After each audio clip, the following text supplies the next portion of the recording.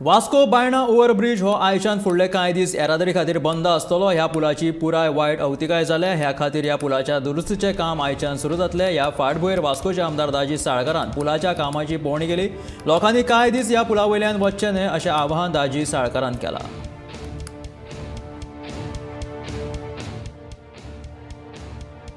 जेन्ना मागीर आज आमी इन्स्पेक्शनाक आयले तेन्ना आमकां दिसून आयलें की तो रेल्वे ओव्हरब्रिज खूब डेंजरस पोजिशनार आसा, तांची एंगलां सुटल्या।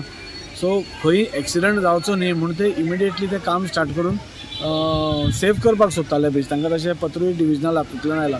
आज जेन्ना आमी प्रॅक्टिकली पळयलें तेन्ना प्रॅक्टिकली खुबशे कडेन इतलो भंय दिसता की फाल्यां आमची भुरगीं वतात ना, सपोज एक फाटीच एक इन्सिडंट जाला जंय ब्रिज कॉलॅप्स जालो, तशें सपोज कॉलॅप्स जालो मागीर जबाबदारी कोण घेतलो? सो म्हाका खबर आसा भुरग्यांक थोडो त्रास जातलो म्हणून, पूण आमी आत्तां कॉन्ट्रॅक्टरा कडेन उलयल्या।